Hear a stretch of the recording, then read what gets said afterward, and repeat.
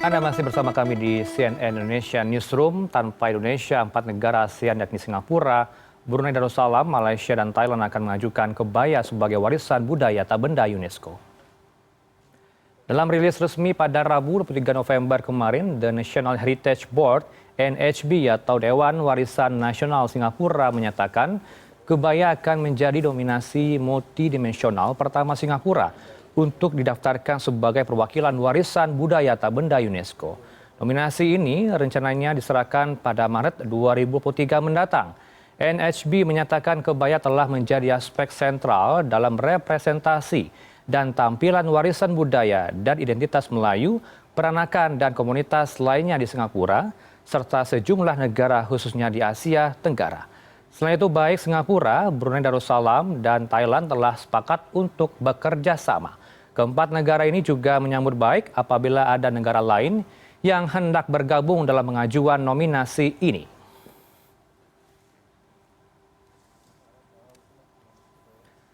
Sementara itu, kepada Detik.com, Kepala Unit Budaya UNESCO Jakarta Muchiba menyatakan belum ada informasi resmi terkait pengajuan kebaya sebagai warisan budaya tak benda ke UNESCO.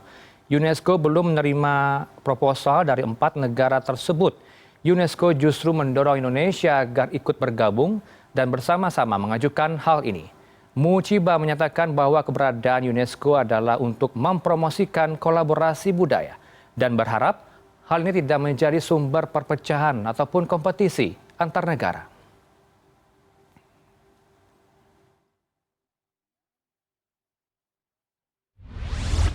Tanpa Indonesia, 4 negara ASEAN yakni Singapura, Brunei Darussalam, Malaysia, dan Thailand berencana mengajukan kebaya sebagai warisan budaya tak benda UNESCO. Namun ternyata Malaysia sebelumnya juga turut mengajak Indonesia untuk ikut serta dalam pendaftaran kebaya secara multi-nomination. Indonesia justru memilih untuk mengajukan kebaya sebagai nominasi tunggal dan tidak bergabung dengan negara lain. Untuk membahasnya, kami sudah bersama analisis sumber sejarah Kemenko PMK, Pak Usman Manor, dan dosen pendidikan tata busana UPI, Ibu Suciati. Selamat sore Bapak Ibu, salam sehat selalu. Ya, selamat sore. Baik, saya mau ke Pak Usman. Pak Usman, menyikapi 4 negara di Asia Tenggara akan mengajukan kebaya sebagai warisan budaya tak benda ke UNESCO. Respon Anda seperti apa? Ya, baik. Terima kasih sebelumnya, Mas. Sebelumnya memang Malaysia telah mengirimkan surat resmi kepada pemerintah Indonesia dan sudah disampaikan kepada Kemendikbudristek dalam hal ini, lalu dilembutkan juga ke Kementerian Luar Negeri terkait dengan upaya joint nomination terhadap kebaya. Nah, pada bulan Juni yang lalu, pemerintah Indonesia memang mengapresiasi upaya dari pemerintah Malaysia tersebut dan juga pemerintah Indonesia dalam hal ini memberikan apresiasi yang setinggi-tingginya kepada Malaysia dalam rangka menyamakan persepsi terhadap kebaya yang menjadi warisan budaya tak benda di Asia Tenggara. Kira-kira seperti itu. Baik, kalau sudah diajak, mengapa tidak mau bergabung ya Pak Usman? Apa pertimbangan negara kita? Ya, pemerintah Indonesia dalam hal ini memang awalnya sepakat untuk bergabung dalam joint nominasi. Namun demikian, dalam perkembangannya memang kita sebagai suatu bangsa dan negara memiliki rencana pembangunan jangka menengah nasional atau RPJMN. Di dalam RPJMN tahun 2020 sampai 2024 terdapat kegiatan prioritas, salah satunya adalah pengembangan diplomasi budaya. Dalam hal ini pemerintah Indonesia berupaya agar pengembangan diplomasi budaya melalui warisan budaya tak benda, tidak hanya melalui kebaya ya, melalui warisan budaya tak benda dapat menjadikan Indonesia sebagai negara yang menentukan arah perkembangan peradaban dunia. Oleh sebab itu, pemerintah Indonesia dalam hal ini saat ini sedang meninjau kembali strategi dan upaya yang akan dilakukan dalam rangka pengembangan diplomasi budaya tersebut. Jadi, dalam rangka untuk pengembangan diplomasi budaya, baik itu nanti secara single nomination ataupun joint nomination, itu adalah strategi terbaik yang akan dilakukan oleh pemerintah Indonesia. Namun demikian, yang perlu kami tekankan adalah kebudayaan itu merupakan hasil gagasan cipta rasa dan karya manusia, bukan sebagai kompetisi. Kemudian warisan budaya tak benda yang diajukan kepada UNESCO adalah bukti komitmen kita sebagai bangsa dan negara, baik pemerintah, masyarakat, komunitas, dan juga akademisi dalam rangka melestarikan budaya Indonesia melalui pengembangan, pemanfaatan, pelindungan, dan pembinaan. Saya belum menangkap poin Anda soal alasan Indonesia untuk berbeda ya, tidak joint nomination, memilih single nomination. Pertimbangannya masih pengembangan diplomasi yang Anda katakan tadi. Dan lebih ke arah mana ya Pak Usman? Kenapa tidak bergabung saja kalau Anda katakan memang satu culture, satu budaya yang sama di Asia Tenggara dan tidak memilih untuk joint nomination atau multi nomination? Ya, saat ini memang masih dikaji kembali. Kami masih mengkaji kembali kira-kira strategi apa yang tepat untuk mengembangkan diplomasi budaya ini. Entah itu nanti melakukan joint nominasi ataupun single nominasi, yang pasti yang akan kami lakukan, baik itu pemerintah bersama dengan komunitas kebaya dan juga komunitas budaya dan juga masyarakat adalah agar supaya pelestarian kebaya ini tidak menjadi punah. Kira-kira seperti itu, Mas. Baik, saya mau ke Ibu Suciati. Ibu Suciati, kalau dikatakan tadi masih pertimbangan ya oleh Pak Usman untuk joint nomination atau multi nomination untuk bersama-sama mengajukan di 2023 mendatang, lebih ke pertimbangannya mengkaji lebih dalam terlebih dahulu untuk single nomination ke UNESCO ini. Kalau Anda melihatnya sejarah dari asal-usul kebaya di tanah air, apakah memang berbeda ya Bu ya antara Malaysia, Thailand, Brunei Darussalam, dan juga Vietnam ataupun negara lain di Asia Tenggara? Saya rasa setiap negara di Asia desain kebaya itu ada ya. Jadi pada saat pembentukannya itu mungkin terkait dengan sejarah negara itu sendiri. Dari sisi desain, artinya perkembangannya, pembentukannya sampai yang detik ini terjadi itu ada perbedaan ya. Perbedaannya tergantung banyak hal ya, budaya setempat. Namun mungkin pertimbangan ini juga memperhitungkan hal-hal tadi. Namun demikian tetap Indonesia memiliki desain kebaya tersendiri yang menjadi ciri khas membedakan dengan negara-negara Asia lain. Baik, yang membuat beda itu apa? Saya masih belum jelas penjelasannya, karena kalau saya punya data ya Bu Suciati, ini rata-rata dari yang masuk ke negara Asia Tenggara itu yang membawa kebaya itu adalah dari negara luar. Saya catat ini ada Arab Saudi, kemudian juga ada negara Portugis yang masuk ke tanah air maupun negara Asia Tenggara lainnya, termasuk Tionghoa yang membuat akulturasi budaya itu menjadi terbentuk di Asia Tenggara. Kalau Anda lebih jelasnya seperti apa ya? Apa yang membuat kebaya ini menjadi berbeda dengan kebaya-kebaya lain di negara Asia Tenggara? Ya, penelitian saya itu lebih bertitik kepada sisi desain ya. Jadi ciri khas yang desain kebaya Indonesia itu menyeluruh dari modelnya, dari teksturnya, dari warna, dari corak dan lain-lain. Akhirnya membawa satu gambaran tersendiri, visualisasi tersendiri, look tersendiri bahwa ini ya Indonesia, gitu ya. Termasuk padu-padannya serta perkembangannya. Bahwa dahulu kita itu menggunakan lilit pertamanya, kemudian ada yang diselubungkan, dalam hal ini kebaya, terbentuk akibat adanya pertemuan dengan berbagai bangsa. Namun demikian bukan berarti meniru, bukan berarti mengambil langsung, tetapi terjadilah pembentukan-pembentukan yang pada akhirnya membentuk ciri khas tersendiri. Begitu. Ada pakemnya ya begitu ya Bu ya kalau untuk kebaya Indonesia? Pakemnya seperti apa? Motifnya yang berbeda atau bagaimana? Terutama untuk kebaya di keraton-keraton, tetapi yang berkembang di masyarakat dikatakan dengan pakem itu adalah klak, begitu. Baik, yang membuat spesialnya apa kalau dari pakem itu? Kalau dari pakem tentu di kerajaan-kerajaan, di keraton-keraton itu terkait dengan aturan budaya setempat ya, termasuk model dan lain-lainnya itu ada terkait dengan penggunaan perannya ya di tempat tersebut. Kalau di masyarakat luas itu dikatakannya sebagai model klasik. Nah, aturan klasik ini yang biasanya disebut kait dengan formalisasi dan lain-lain, bisa dikategorikan ada yang kontemporer begitu. Kalau yang pakem itu tidak bisa menjadi kontemporer begitu. Baik.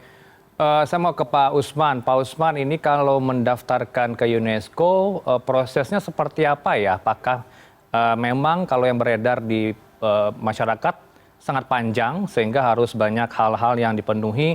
Kenapa tidak barengan aja kalau dengan negara Malaysia, Thailand, dan juga Singapura, termasuk Brunei untuk mendaftarkan diri bersama-sama? Kalau prosesnya panjang nantinya ke depan. Ya, baik. Secara proses memang pengusulan kebaya ini memakan waktu sekitar 2 tahun.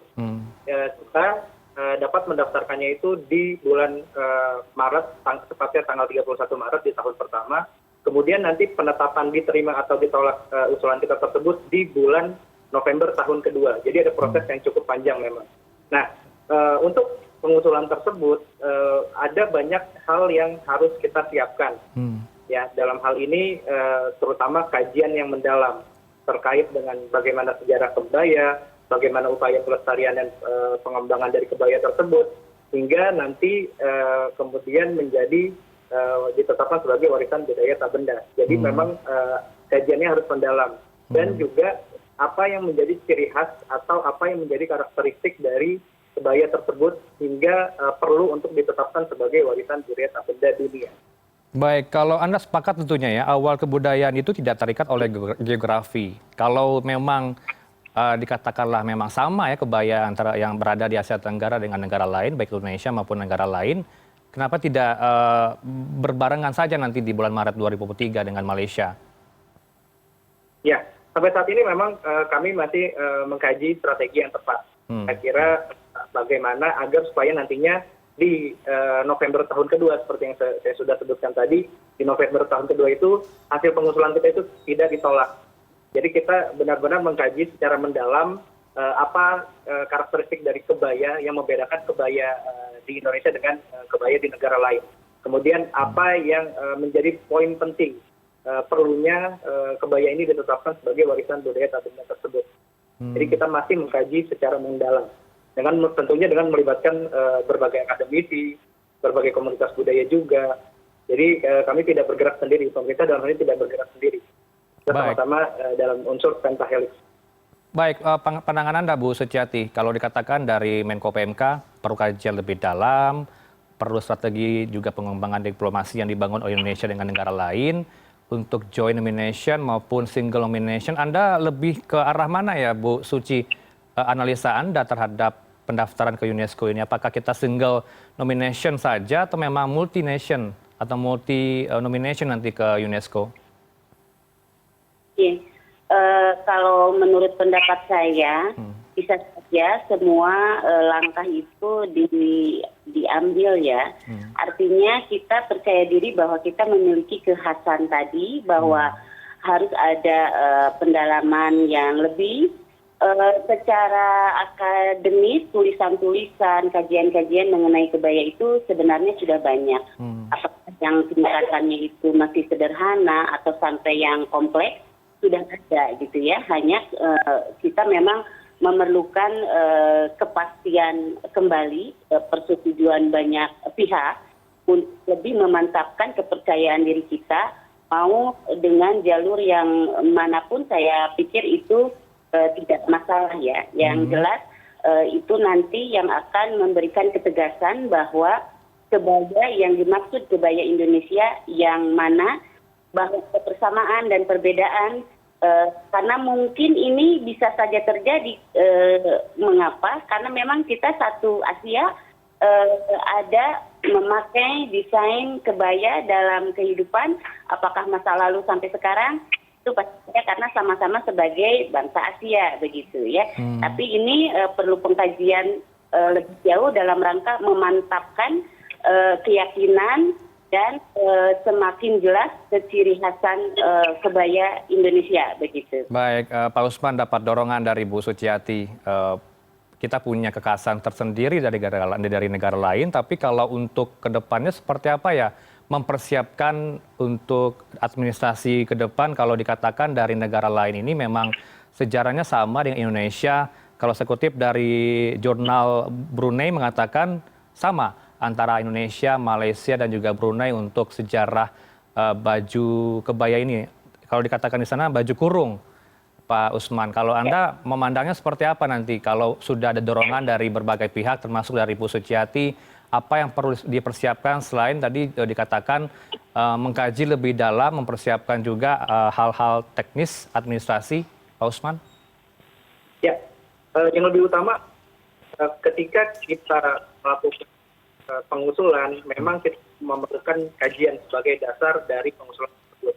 Namun demikian, ketika usulan tersebut sudah disampaikan kepada UNESCO dan juga UNESCO sudah menetapkan itu nanti sebagai warisan budaya tak benda, ada poin penting yang harus kita lakukan, yaitu bagaimana kita secara bersama-sama berkomitmen dalam rangka melestarikan kebaya tersebut. Nah, untuk itu kita juga perlu mempersiapkan rencana aksi, baik itu dari pemerintah, baik itu dari komunitas kebaya, hingga nanti masyarakat. Rencana aksi tersebut apa saja, apa yang harus dilakukan dalam rangka melestarikan kebaya ini agar sustain, agar memiliki keberlanjutan dan bisa diteruskan dari generasi ke generasi sehingga tidak punah. Kira-kira seperti itu. Jadi yang lebih penting adalah rencana pelestariannya seperti apa. Ya, Bu Suci, saya minta pandangan Anda ini. Kalau pegiat budaya ramai-ramai juga berbincang di media sosial mengatakan mendaftarkan ke UNESCO bukan berarti pengakuan hak eksekutif. Betul seperti itu ya, Bu Suciati? Ya, bukan menjadi hal yang eksekutif kalau mendaftarkan diri ke UNESCO. Ya, begini. Pendaftaran itu sebagai satu ekspresi bahwa Indonesia kebaya ada, tidak menjadi pengakuan siapa, tetapi di sini ada, ya di Indonesia ada punya ciri khasnya, dibudayakan, dilestarikan dengan berbagai kegiatan baik yang formal maupun non formal, apalagi dari segi pendidikan di lembaga kami, di bidang kami, pelestarian itu ada diturunkan, ditransfer makna filosofinya, makna untuk kehidupan sehari-hari dan lain sebagainya. Dan artinya itu tidak menunjukkan bahwa ini milik siapa, tetapi kami memiliki atau menggunakan kebaya itu dalam kehidupan sehari-hari sebagai media hidup begitu. Bukan berarti itu kita menggunakan atau kita memiliki berasal dari, karena kita akan tumbuh itu bersama dalam satu lingkungan yang luas begitu. Misalnya sekarang se-Asia tentu saja ada kesamaan di Asia. Misalnya salah satunya menggunakan kebaya dalam kehidupan karena kita sebagai bangsa Asia gitu. Jadi ini sebagai ekspresi bahwa ini hidup dan berkembang begitu. Baik, hidup bebas berekspresi dan juga tentunya harus dengan norma-norma yang berlaku tentunya Ibu ya, tidak menjadi hak eksekutif kalau ke UNESCO. Terakhir, Pak Usman, seperti apa himbauan Anda kepada warga masyarakat? Apakah perlu reaktif dengan adanya rencana 4 negara ini ke UNESCO mendaftarkan kebaya? Iya, yang perlu dilakukan adalah saat ini bagaimana kita sama-sama mendukung agar kebaya itu lestari, kebaya itu bisa sustain, diturunkan dari generasi ke generasi. Itu yang pertama. Yang kedua, bagi masyarakat sebenarnya ya pengusulan kebaya ke warisan budaya tak benda UNESCO ini bukan merupakan suatu hak paten, bukan merupakan suatu klaim atau bukan merupakan suatu kompetisi, melainkan komitmen kita bersama dalam rangka memajukan dan melestarikan kebudayaan kita. Sehingga kita sama-sama dari sekarang harus berkomitmen, tidak hanya pemerintah bergerak sendiri atau komunitas budaya bergerak sendiri, namun juga kita sama-sama dalam tadi saya sudah sebutkan unsur pentahelix tadi. Jadi tidak perlu reaktif, tapi bagaimana agar supaya kebudayaan itu tetap lestari, dalam hal ini kebaya, tetap digunakan, tetap berkembang, dan juga budaya kebaya ini bisa menghasilkan suatu hal yang mensejahterakan masyarakat. Baik, tetap. Karena kalau cuman hanya sekedar kita mengusulkan tapi tidak ada impact-nya bagi masyarakat, itu satu hal yang percuma. Tetap tetap berkomentar positif intinya. Terakhir closing statement Anda, Bu Suciati. Harapan Anda seperti apa untuk masyarakat luas? Ya, sebagai peneliti, sebagai pengajar, sebagai pembuat kebaya juga, saya berharap bagaimana kebaya bisa muncul kembali, bahkan bisa dipakai di keseharian, ya, aktivitas oleh para perempuan Indonesia, mulai dari anak-anak sampai dewasa, sehingga nanti muncul berkembang desain-desain yang baru yang bisa dipakai dari kalangan anak-anak sampai dewasa, dan bahkan akhirnya bisa memajukan perekonomian Indonesia dari sisi daya begitu. Baik, terima kasih Bu Suciati. Kita dukung tentunya pemerintah dalam upaya mendaftarkan kebaya sebagai single nomination ke depan. Terima kasih Pak Usman Manur juga, analisis sumber sejarah Kemenko PMK, dan Ibu Suciati, dosen pendidikan tata busana UPI, dengan kami CNN Indonesia Newsroom sore ini. Assalamualaikum Bapak Ibu, sehat selalu. Waalaikumsalam warahmatullahi wabarakatuh. Informasi terkini lainnya akan kami hadirkan sesaat lagi. Tetaplah bersama CNN Indonesia Newsroom.